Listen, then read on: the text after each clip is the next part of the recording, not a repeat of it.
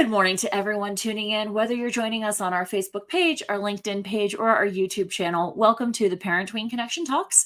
I'm Clarissa Constantine. I'm the founder of the Parent-Tween Connection. I am super excited to have Jen Rafferty of Empowered Educator with us today. So first of all, good morning, Jen. Thank you for joining us. Good morning. Thank you so much for having me. You know, I'm so excited to have folks who have education background and take it into new and exciting directions, if you will, but then come back and circle around and use the knowledge that they've gained to help families, to help teachers, help educators, and just generally to help our age do an even better job of helping our next generation. So, Jen, before we jump into neuroplasticity, can you give us like the condensed version of your background and why neuroplasticity like lights you up? Sure. So the skinny version is Exactly. I was a music teacher in Central New York for most of my career, mostly teaching middle school. And when I first got into that classroom for the very first time after college, I was really frustrated and angry. I'll be honest, I was angry because I felt like my whole college career prepared me to teach my content really well. I knew about my pedagogy. I could teach anything. And I had a really beautiful 3-page paper explaining my philosophy about music education. And then when I got into my classroom, in this middle school classroom, I felt like I didn't know who my kids were. I felt so unprepared, very much like parenting. Where Mhm. you read all the books and then all of a sudden it happens and you're like, wait a second, the books never explained this part to me. And Mhm. so I bring that part of my story up because what I did was I realized that middle school students particularly were going through really profound changes, physically, psychologically, morally, and so I said to myself, if I could understand a little bit more about their brain, then maybe I could be a better teacher because I would be responsive to where they're at. And so Mhm. that really started my path onto cognitive development and neuroplasticity. And I'm currently finishing up my PhD in educational psychology. So, neuroplasticity and understanding the brain has always been a part of my experience in wanting to be better for the people that I serve. And Mhm. because I also have a brain. I Right. realized, oh, wait a second, I could apply all of these things to myself too. And so a lot of the things that had come after that continued to lead me down that path. Studied a lot of mindset, cognitive neuroscience, emotional intelligence, somatic practices, and they're all related and they all connect to how we're able to navigate our brain if we know about our brain a little bit better. Absolutely. Speaking as somebody who was identified with ADHD as an adult, it Mm, is so much of this. Like I also, with a background in mindset, a lot of study, I look at it and I love the way that you say, "Hey, if I can understand how my brain works, then it will help me help myself." But especially if we understand more, differences aside, right? Whether it's ADHD or autism or dyslexia or dysgraphia, any of those variations on brain structure and such aside, if we just understand more about how the brain works fundamentally, it can help in innumerable ways. So let's talk about, first of all, what is neuroplasticity? Can we start from the basics? Because I imagine there's plenty of people who are like, what the heck even is it? Sure. And you don't have to be a neuroscience to understand brains. I also want to just put that out there too. You can Sure. be a person who has a brain and understand how it operates. Just like how we know how, we put food in our mouth and we understand just on a very fundamental level how it goes into our stomachs and is, involved in our digestive system. We can have a very fundamental understanding about the way our brain works, but yet Mhm. we don't. We've never been taught this. So, neuroplasticity is really our brain's ability to continue to shift and grow and change. So, back in, the 60s, 70s, up until then, when this neuroscience research came out about neuroplasticity, we thought you are who you are, and that's it. You are fixed. You were born this Mhm. way. There's nothing you can do about that. This is your lot in life. Sorry, maybe next time. However, that is actually not the case. What we can do now, and what we've realized through all of the research that has been done over the last few decades, is that we do have this beautiful ability to shift and change because who you are is not just who you are the way you think you are. And that is so powerful, because the Mhm. stories that we tell ourselves, the stories that have been dripped down to us from generations to generations, become who we are. And we think, well, this is just the way I am.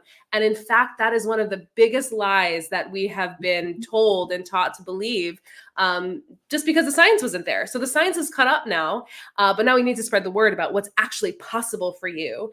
We think about neuroplasticity, particularly in education, because we see kids learning, but Mhm. neuroplasticity never stops. Right. You can continue to learn and shift and grow and change who you are until the day you die. Right.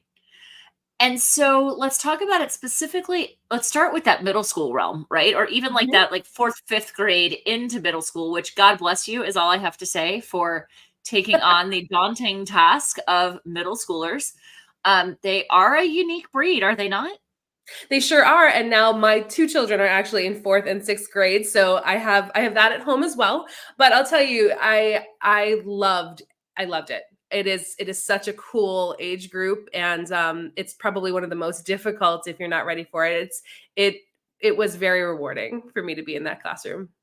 So, how does this show up for them? I mean, we know their brains are growing. One of the points that I often make, as that comes up commonly in conversations with professionals like yourself, is that the brain is the last portion of the body, like physiologically, it's the last thing to actually fully develop. And so many parents are shocked to hear that your brain doesn't actually finish, like fully finish forming until what, 25, 26 years old, something like Yeah, that, they say right? about 24 or 25.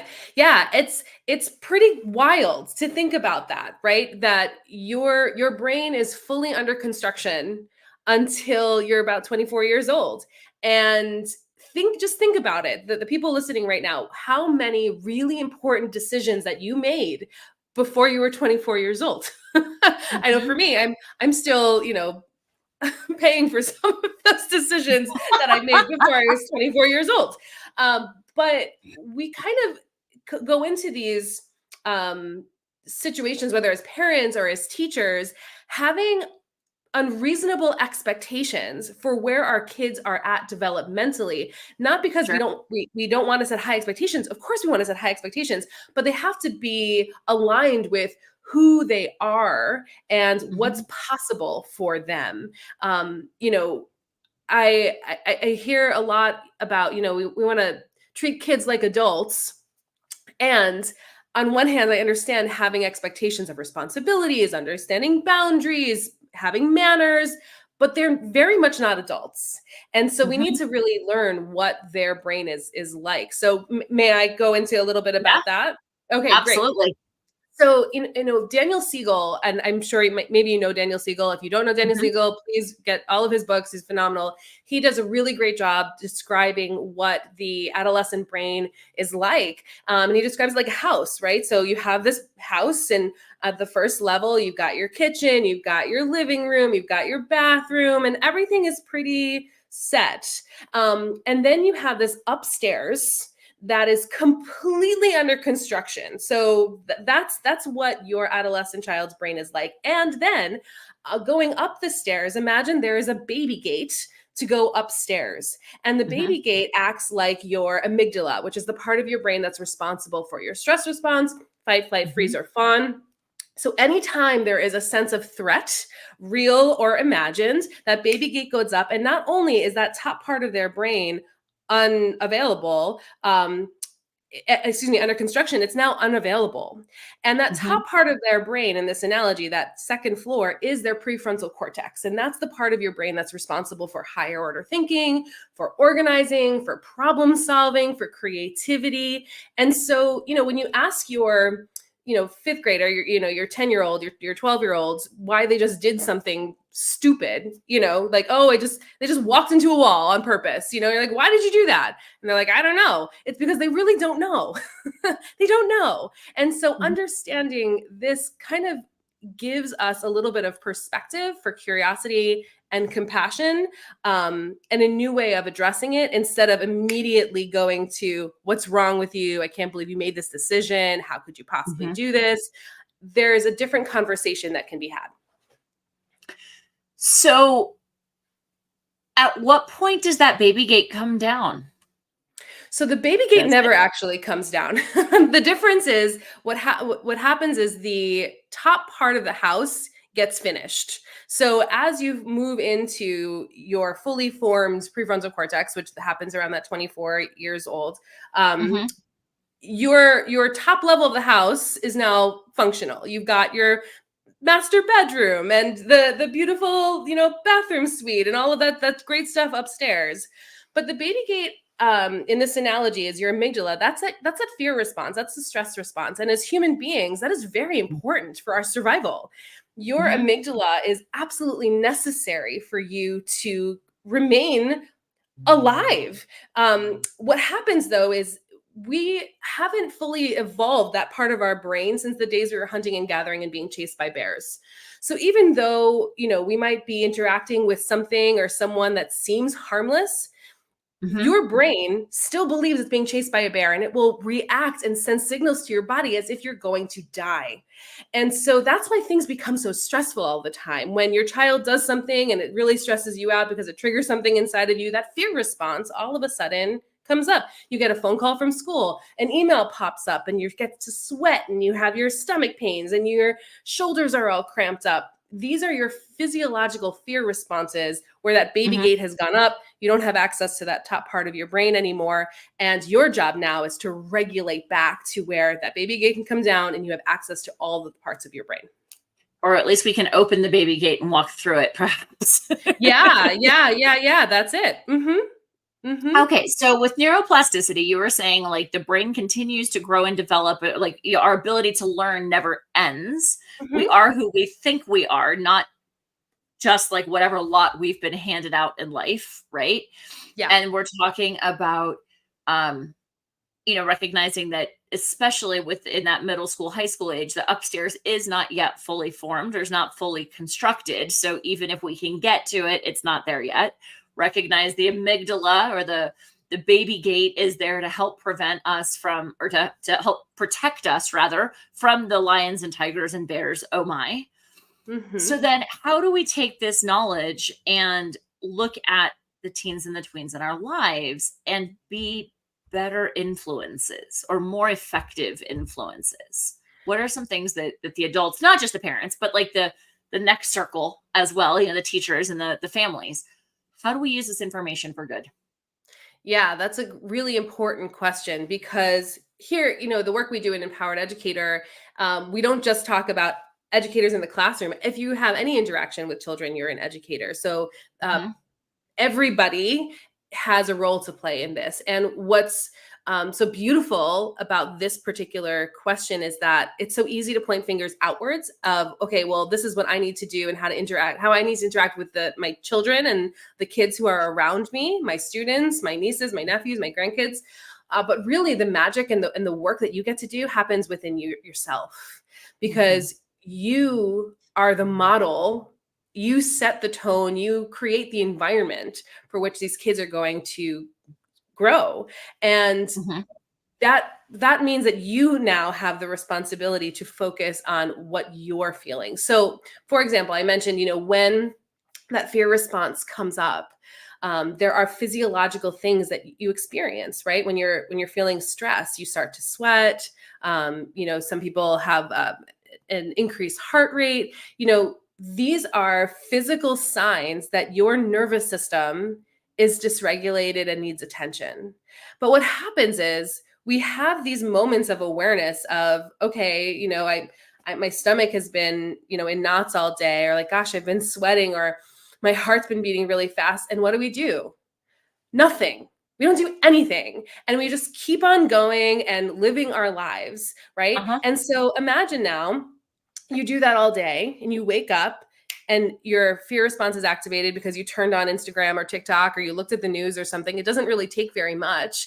And now Hmm. it's day 2 and you have all of these physical symptoms that you are just zhuzhing down and ignoring. And then a week goes by and then a month goes by and then years go by. And think about what happens, not just to your physical health, but how are you showing up for the people in your life? How are you showing up for your kids who need you? How are you Hmm. showing up for them, especially when they need you the most? The truth is we can't. We're impatient. we're agitated, we snap, and we owe ourselves so much more than what we are giving to ourselves. So what needs to happen is you need to pay attention. You need to be really careful about what you're paying attention to, because your body speaks to you all the time, but we're just terrible listeners. So that's really thing number one. The most fundamental thing you can do is listen to the things that your body is telling you. So when you have that moment of awareness, and we can talk about awareness in a minute if you want, when you have that moment of awareness, it's like, oh gosh, my stomach is hurting. That's so interesting. What is this telling me right now? That's a really powerful question. So then with that awareness, being able to recognize that my stomach is hurting me or isn't feeling good, or recognizing that my heart rate is elevated, what do I do with that? Yeah. So I want to back up for a second of finding those moments of awareness, because we are so asleep.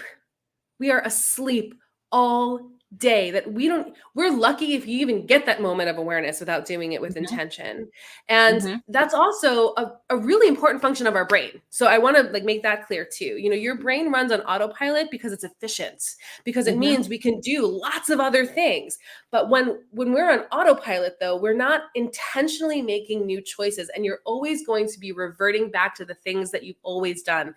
The way that your brain works, it is, of course, whatever fires together wires together. So when we're talking about old patterns and old habits, it's always going to go to the path of least resistance. So having a moment of awareness takes intention. So what I always suggest to the people that I work with, teachers, clients, otherwise, parents, is commit to 4 breathing breaks throughout your day. And what I mean by that is, in the morning, when you're in your car, sometime without children, if you're going to work, in the parking lot, sometime during lunch or a break, or you can even do this in the bathroom, one more time in the parking lot before you get out to go back home or wherever you're going, and then one more time either at dinner before you go to bed. And a breathing break is, for me, what I do is hand to heart, and I do 3 rounds of a box breath, which is 4 counts in, pause for 4, 4 counts, exhale, and pause for 4. I do that 3 times. And what those breathing breaks do throughout the day is a few things. One, it raises your awareness, because we have a moment of a break throughout the day. You're actually breaking the autopilot and noticing. The second thing it does, it teaches your nervous system that it's actually safe to be still for a moment, because we're so jacked up that our nervous system doesn't feel safe in the silence and in the space. Sure. So we're practicing that space. And then the third thing it's going to do is give you that sense of regulation. So you can make a new conscious choice of, oh, that's so interesting. I'm noticing that my shoulders want to be earrings right now. What was I thinking about right then? Oh, that's right. I was worried about next week's, soccer game and whether or not my kid's going to get to play because he was so disappointed last game. And oh, that's so interesting. Do I need to be thinking that thought right now? Okay, what can I think about right now that's going to actually bring me back to the present moment? And that is one of the most powerful tools that you have to continue to come back to yourself. Thought that I just had, one of the first therapists I ever went to said, I used to get into what I call the what if spirals, and I still occasionally do, right? To your point of you recognize you're ruminating or you're thinking about, what if my kid doesn't get to play or whatever the case may be. She said to me, she goes, our brain never what ifs about anything positive. It's never what if he gets to play and he gets the game winning goal, or what if I win the lottery, or what if I find my soulmate, or it's never any of the good stuff. It's always the bad stuff. And so one piece that she advised at that point was, every time you notice that you're having one of those negative what ifs, to your point, you have to recognize it first of all. But then she was like, consciously think about a different what if, like a positive what if. What's the balance to that has every equal likelihood of happening, but our brains just tend to go to the worst case from a protective mechanism perspective. Yeah, they do 100%. And that negativity bias is part of what keeps us alive, but it's not coming from this deep place of your intuition and knowing. What it's coming from is fear and ego. That's where it comes from. And so, our job as adults is to remain in that present moment and return back to ourselves now. because right now we're safe. Right Mhm. now you're fine. And if you're not, then you have other choices to create safety for yourself. But when you're sitting in your car at the traffic light, you're fine. You're safe. It is your ego, your fear that is going to be taking you to places to remind you of how comfortable it feels to be in fear and stress and overwhelm. Not because it feels good, but because it feels comfortable. And when Comfortable, right. when right, your nervous system wants to keep you safe, and safe means familiar. If you Mhm. have been living your life in stress and overwhelm, your brain has no evidence of you living with peace and ease and Mhm. relaxation and surviving to Mhm. tell the tale. So, Right. cortisol, they've been finding, is more addictive than cocaine. Cortisol, the stress Wow. hormone, what they're finding right now is more addictive than cocaine. And so what happens is, even in a moment, like this is why sometimes you go, okay, I'm going to give you a different example. You go on vacation with your family and you're like, oh, finally, I'm finally getting away. It's going to be great. This is exactly what I need. You're there for Mhm. 3 hours, and all of a sudden you're stressed out again. And you're thinking about all the things you're supposed to be doing at home, all of the laundry list of things you need to do when you get back, all of the things you didn't get to do at work. Why? Because your brain is like, give me that hit. Give me that Mhm. hit of cortisol. I need it right now because this is actually what feels comfortable for me. And so Mhm. moving out of that cycle takes intention. I talked at the beginning about being asleep. Our job Mhm. as the adult is to wake up, because if we are creating an environment for kids to thrive, we need to Mhm. be thriving ourselves, period. Absolutely. Yeah.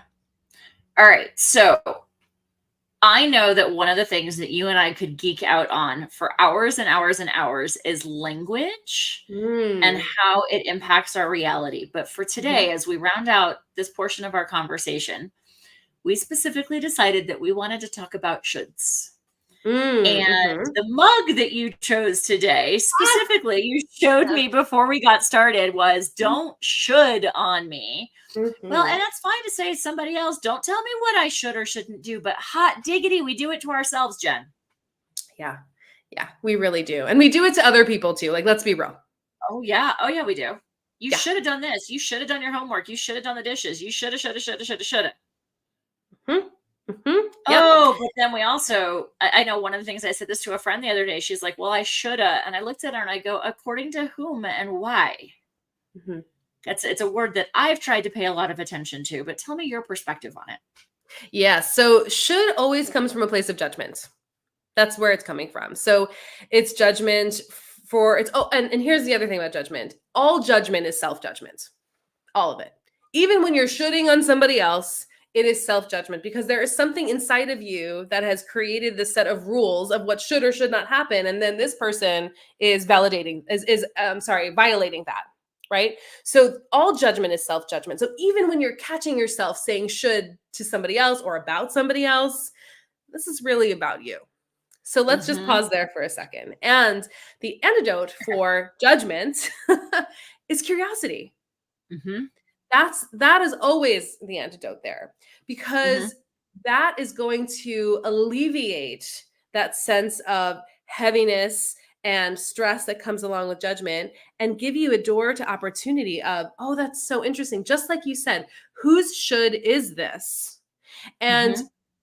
usually, I've never heard anyone say, oh, it's actually mine. No, it's always going to be somebody else's shoulds, whether it's a societal should or a specific person's should. For example, there was a while when I was first starting my business, I hated making dinner. I just hated it. I couldn't stand it. I did not want to be in the kitchen. I did not want to be cutting up food and then just eating it for 5 minutes and then having the whole thing of dishes. I just couldn't do it. So dinners Mhm. were like pretty lean for a while. And I remember noticing, because I was very much doing this work at the time, noticing this feeling of guilt starting to like creep up into my Hmm. evening routines.